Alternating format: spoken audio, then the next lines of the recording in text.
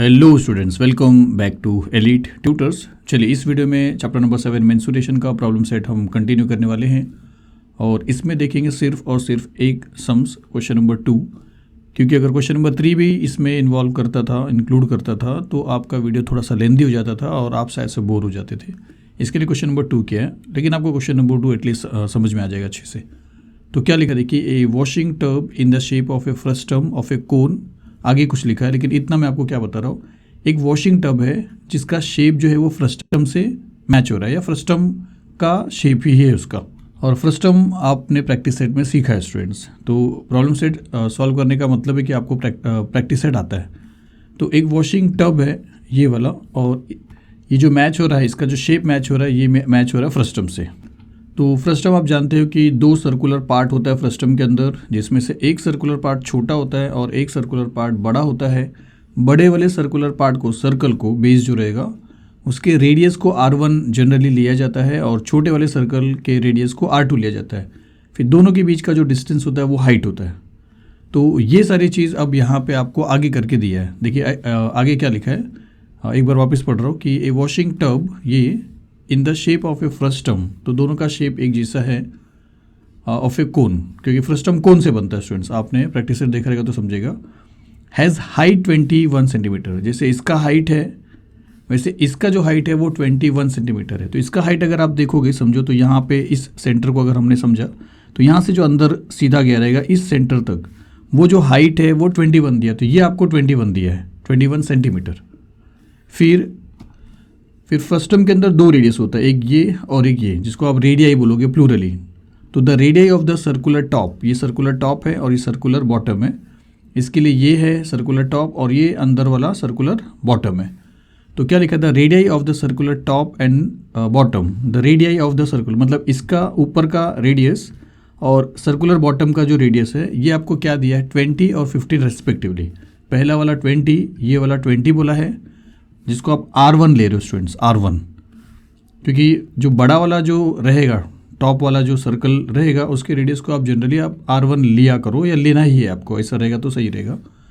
और फिर बॉटम वाला जो रेडियस है वो आपको दिया है 15 सेंटीमीटर, जिसको आप R2 ले लोगे। तो जैसा फिगर में R1 R2 हाइट है, वैसे यहाँ पे भी हमने लिया है।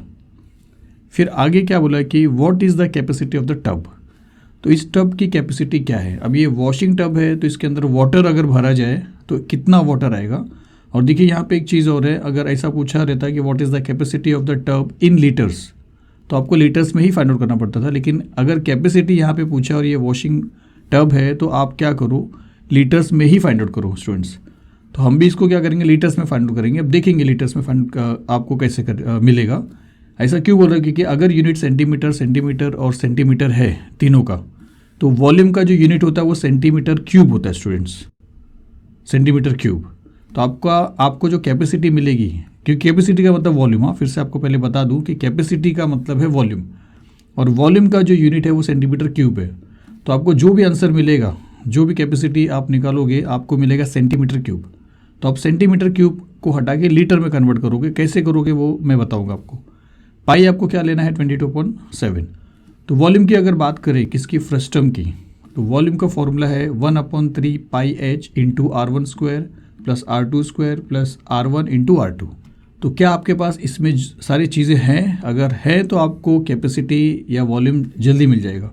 जैसे पाई अगर आप देख रहे हो 1/3 तो सेम रहेगा, पाई के प्लेस पे आप लिख दोगे 22.7। एच की बात करेंगे, ये वाले हाइट की बात, तो ये यहाँ पे दिया हुआ है आपको 21, तो इसके प्लेस पे 21 आ जाएगा। R1 का स्क्वायर, R1 भी आपके पास है, तो यहाँ पे 20 का स्क्वायर आ जाएगा, प्लस R2 का स्क्वायर है, तो R2 भी आपके पास है 15, यहाँ पे 15 का स्क्वायर आएगा, प्लस R1 फिर से आ गया, तो फिर से आप 20 लिख दोगे R1 के प्लेस पे, इंटू R2, और R2 फिर से आ गया 50 लिखोगे। मतलब सारा का सारा जो यहाँ पे मतलब सब डेटा आपके पास है। इसका मतलब आप इजीली इसको सॉल्व कर सकते हो। तो चलिए इसको सॉल्व करते हैं।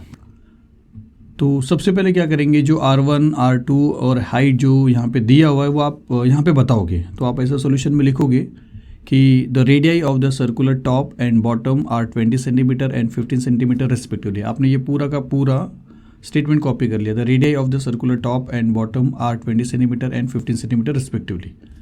फिर इसके बेस पे आप ये बताओगे कि ये जो 20 है ये R1 हो जाएगा और ये जो 15 है ये R2 हो जाएगा। फिर आपको हाइट भी दिया है यहाँ पे 21, तो आप h भी बताओगे, मतलब सारी चीज़ पहले बता दो, फिर आप फॉर्मूला लिख के कैलकुलेशन चालू करो।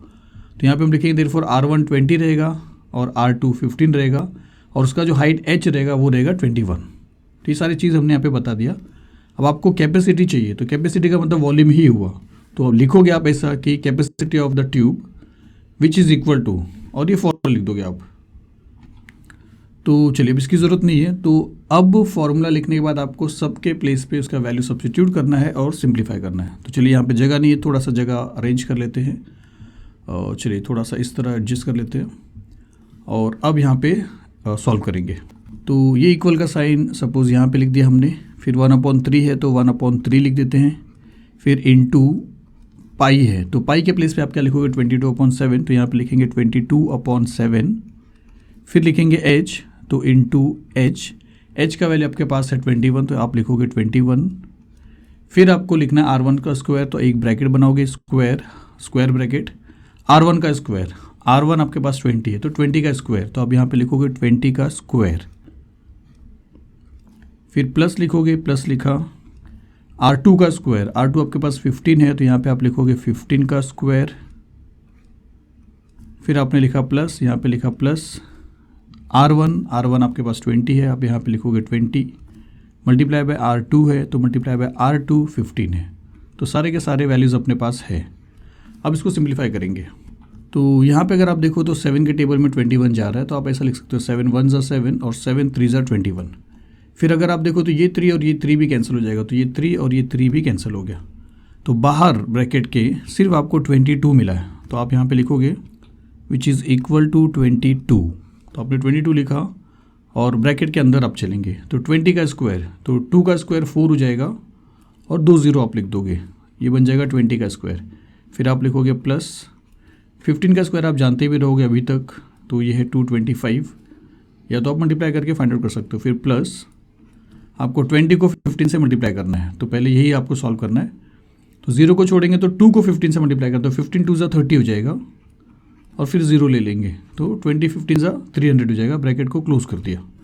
अब इन सभी को प्लस करिए और लास्ट में 22 से मल्टीप्लाई करिए, तो विच इज़ इक्वल टू 22, और इनको प्लस करेंगे तो 400 + 300 700 हो जाएगा, और 700 + 225 तो 7 8 9, तो 925 हो जाएगा, तो 925।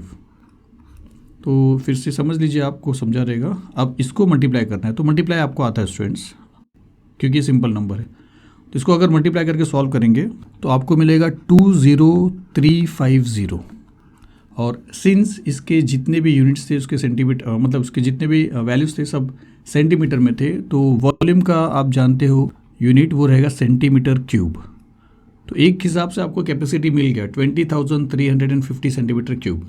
सिंस ये वॉशिंग टब है तो आपको लीटर्स में फाइंड आउट करना चाहिए, और आंसर भी पीछे लीटर्स में दिया है। बोर्ड एग्जाम में भी आपको अगर कैपेसिटी पूछा रहे हो तो आप लीटर्स में निकालना, क्योंकि अगर लीटर में निकालने के बाद अगर लीटर में यहाँ पे निकालोगे उसके पहले ये भी रहेगा तो आपको मार्क्स तो मिलेगा, क्योंकि आपने ऑलरेडी ये भी तो निकाल लिया है। तो लीटर्स का और सेंटीमीटर का जो रिलेशन है वो ये है स्टूडेंट्स, 1 लीटर का मतलब होता है 1000 सेंटीमीटर क्यूब, और आपको 1000 की जगह पे 20,000 मिल चुका है। देखिए अगर 1000 होता ये तो 1 लीटर हो जाता, तो 2000 होता तो 2 लीटर होता, तो 20,000 हुआ तो इसका मतलब है, देखिए 20,000 हुआ मतलब 20 लीटर्स हो जा रहा है ना।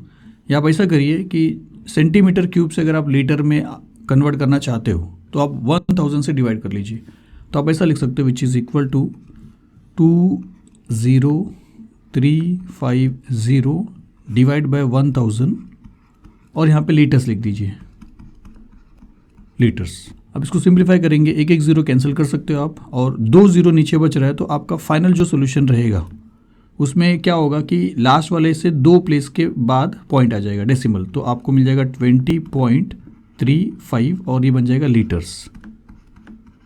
और यहाँ पे आप चाहिए तो ऐसा करके since 1 litre is equal to 1000 centimetre cube करके आप ब्रैकेट बंद करके सब बता सकते हो, नहीं आप बता दिए अच्छा रहेगा। तो ये आपको मिल गया स्टूडेंट्स, तो 20 लीटर्स मिल गया, मतलब इस वॉशिंग टब की जो कैपेसिटी रहेगी वो 20.35 लीटर्स होल्ड करने की होगी। तो ये पूरा आपको सोल्यूशन बताना है। तो चलिए फिर मिलेंगे इसके बाद वाले क्वेश्चन को लेके, कमेंट्स करिए। Thank you very much.